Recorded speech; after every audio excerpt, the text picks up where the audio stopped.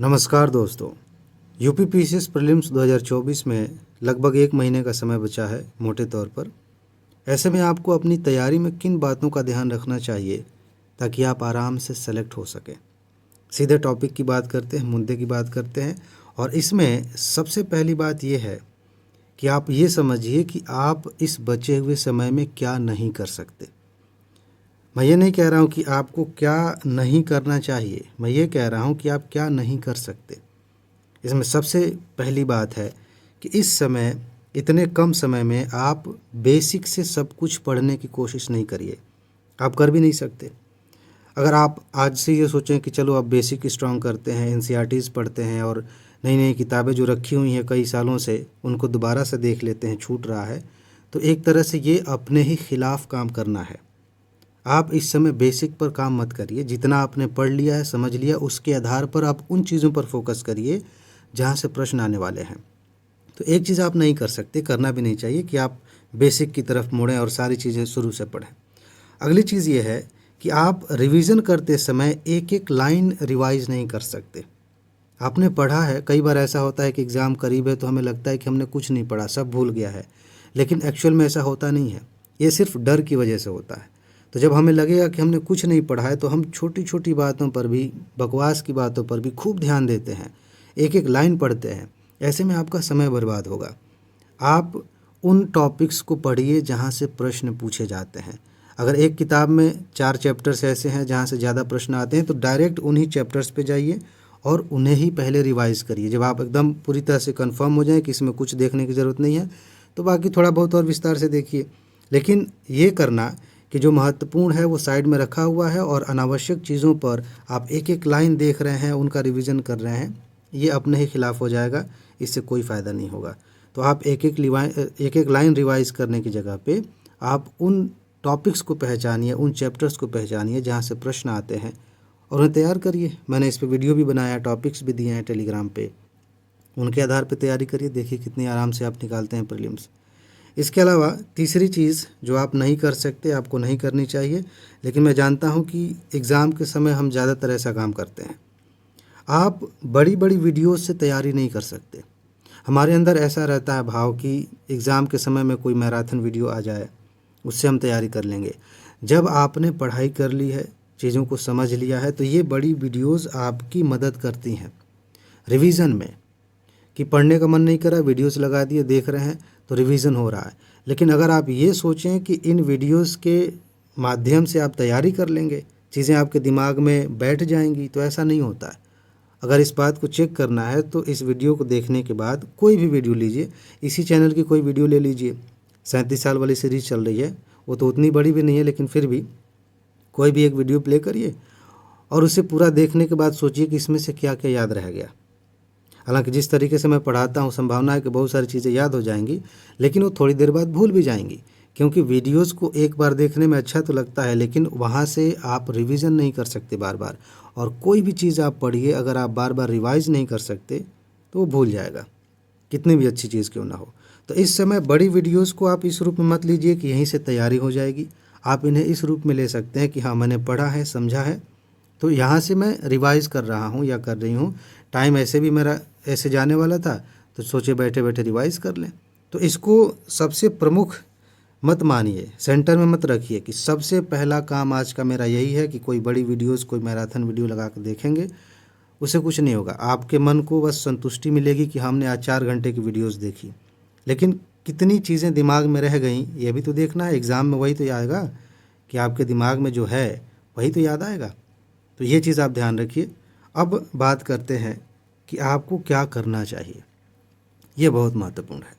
सबसे पहली चीज़ है कि आपके पास जो भी नोट है, चाहे आपने हमारी पीडीएफ नोट्स ली हैं, मैं तो अभी सबूत दिखाऊंगा एग्ज़ाम के बाद कि देखिए कहाँ से कितने सारे क्वेश्चंस आए हैं, तो चाहे वो है आपके पास या आपकी किताबें हैं या फिर आपने नोट्स बनाई हैं, सबसे ज़्यादा उन्हीं पर ध्यान दीजिए।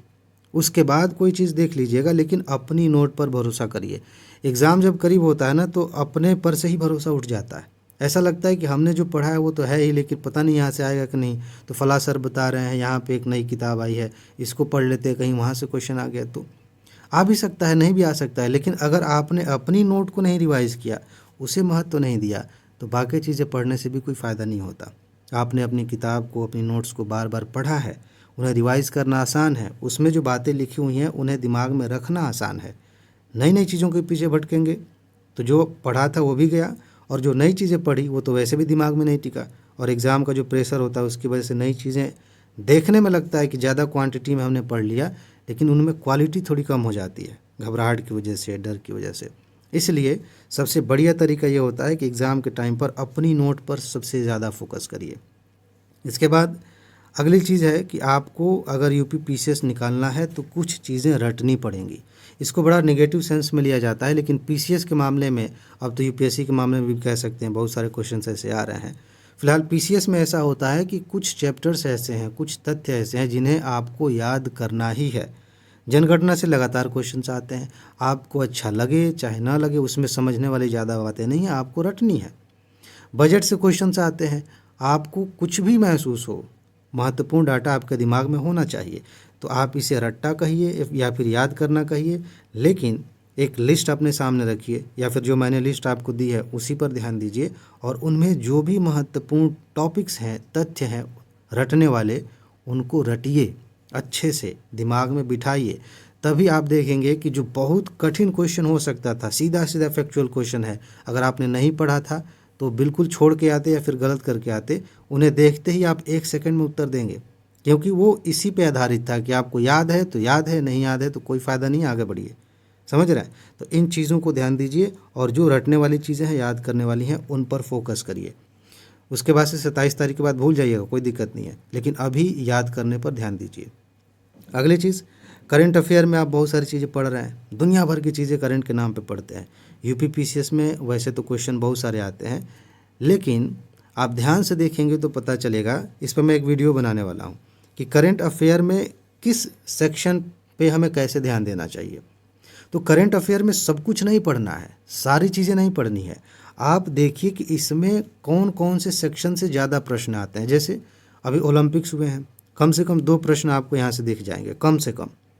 तो इसके डाटा आप याद करिए, चाहे किसी मैगज़ीन में हो, कहीं चैनल पे हो, डायरेक्ट आप इसी को सर्च करिए, बहुत सारे सिंगल वीडियोस मिल जाएंगे, सिर्फ डेडिकेटेड इसी पर होंगे। ऐसे ही बजट से क्वेश्चंस आते हैं। तो करंट अफेयर के वो एरियाज़ जहाँ से प्रश्न आते ही आते हैं, उन्हें सबसे ज़्यादा फोकस में रखिए, उन्हें तैयार करिए। फिर आप देखेंगे कि आपका कॉन्फिडेंस कैसे बढ़ गया, आपकी तैयारी कितनी शानदार हो गई। जो चीज़ें छूट रही हैं उन्हें छोड़ दीजिए, कोई दिक्कत नहीं है, क्योंकि आप वो कर रहे हैं जिसकी ज़रूरत है। ठीक है जी। इसके बाद कुछ और चीज़ें हैं जिन पर आपको ध्यान देना चाहिए, वरना सारी मेहनत, सब कुछ बेकार हो जाता है। जब आपकी सेहत ख़राब हो जाती है तो फिर कोई मतलब नहीं होता। जब आप टेंशन में रहते हैं, डर में रहते हैं, घबराहट में रहते हैं, तो ये सारी पढ़ाई, सारी मेहनत पे पानी फिर जाता है। एग्ज़ामिनेशन हॉल में कुछ याद नहीं आता। इसके लिए पहला काम जो आपको करना है वो ये है कि नींद के साथ कोई समझौता नहीं। बहुत सारे लोग साल भर कुछ नहीं करते हैं, एग्ज़ाम के टाइम पर क्रांतिकारी बन जाते हैं और अपने आप को ये तर्क देते हैं कि बस 1 ही महीने की तो बात है, 1 महीने मेहनत करेंगे, उसके बाद से आराम से सोएंगे। और ऐसी मेहनत करते हैं कि ना अभी सो पाते हैं ना बाद में सो पाते हैं। अभी इसलिए नहीं सोते क्योंकि इन्हें लगता है कि नहीं सोएंगे तो कुछ बहुत बड़ा कर लेंगे, और एग्ज़ाम के बाद इसलिए नहीं सोते क्योंकि एग्ज़ाम ही ख़राब हो गया, टेंशन में नहीं सो रहे हैं। तो इसलिए आप नींद के साथ कोई समझौता मत करिए। आप दिन भर चीज़ें याद कर रहे हैं, पढ़ रहे हैं, इन्फॉर्मेशन दुनिया भर के दिमाग में जा रही है, वो आपके दिमाग में सेव होगी, तभी सेव होगी जब आप सोएंगे, जब आप दिमाग को थोड़ा आराम देंगे। हालांकि इसके बारे में अभी मैं आगे बात करूंगा, लेकिन नींद अपने आप में, विशेष रूप से नींद की बात करें तो ये बहुत ज़रूरी है आपके शरीर के आराम के लिए। जो आपने पढ़ा है उसको दिमाग में अच्छे से सेव होने देने के लिए ये बहुत ज़रूरी है। इसके अलावा जो लोग बाहर रहते हैं, खुद से खाना बनाते हैं, एग्ज़ाम के समय पे लापरवाही हो जाती है। जानबूझ के नहीं करते, लेकिन मजबूरी में ही सही, समय बचाने के लिए सही, लापरवाही होती है और खाना पे हमारा ध्यान नहीं जाता।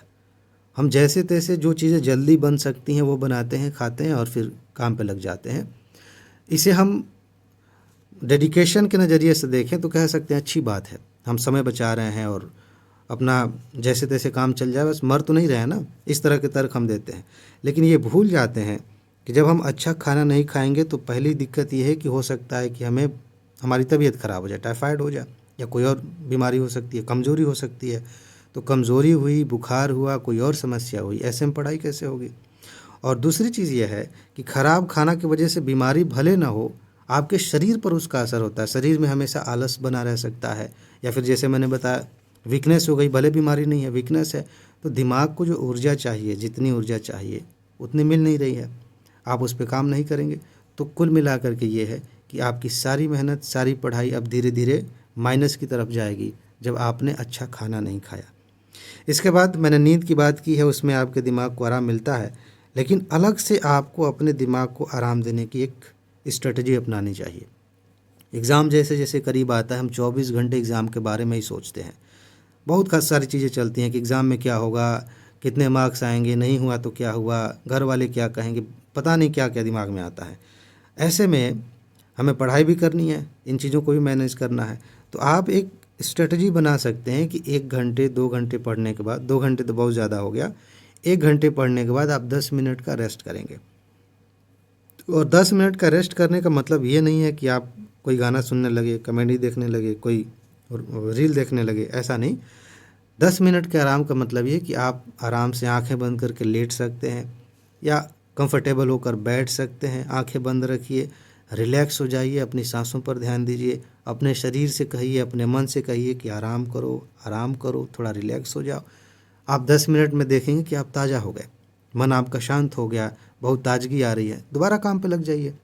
इस समय आप ये गलती मत करिएगा कि हम बैठ गए हैं 5 घंटे तक उठेंगे नहीं, ये बच्चों वाली हरकतें हैं कि हम बैठे हैं 5 घंटे नहीं उठेंगे तो हमारा कॉन्फिडेंस बढ़ जाएगा। हो सकता है कॉन्फिडेंस बढ़ जाए, लेकिन तबीयत जो ख़राब होगी, दिमाग की जो वाट लगेगी, उसका क्या होगा, समझ रहे हैं।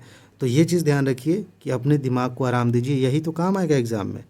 जब दिमाग अच्छे से काम करेगा तभी तो आप अच्छे से प्रश्नों को हल कर पाएंगे। तो उसके लिए अभी से आप इसकी प्रैक्टिस करिए कि बीच बीच में दिमाग को आराम दीजिए। मेरे ख्याल से मैंने आपको पर्याप्त चीज़ें बताई हैं जिनके आधार पर आप अपनी तैयारी को इन 1 महीनों में अच्छे से मैनेज कर सकते हैं। एक काम और कर सकते हैं, मैं लगातार आपको सबूत दिखाता हूँ, 77-78 प्रश्न को यहीं से पूछे जा रहे हैं। इस बार एग्ज़ाम होगा, उसके तुरंत बाद मैं आपको सबूत दिखाऊंगा। तो आप चाहें अगर कम समय में तैयारी करना है, अब अगर लगता है कि कहीं कमी रह गई है, तो वो कमी इससे आपकी दूर हो जाएगी। ठीक है जी, ये व्हाट्सएप नंबर है, या फिर चले जाइए नीचे इसी वीडियो के कमेंट में, वहाँ पे लिंक दिया गया एक वीडियो का, उस पर क्लिक करिए, आपको पूरी जानकारी मिल जाएगी। नोट्स ले लीजिए, जल्दी से तैयार कर लीजिए। ठीक है जी, तो बस इसमें इतना ही है। अपना ख्याल रखिए, खुश रहिए, मस्त रहिए, मुस्कुराते रहिए, जल्दी से सफल होइए और ज़िंदगी को एंजॉय कीजिए। आगे मिलते हैं, नमस्कार।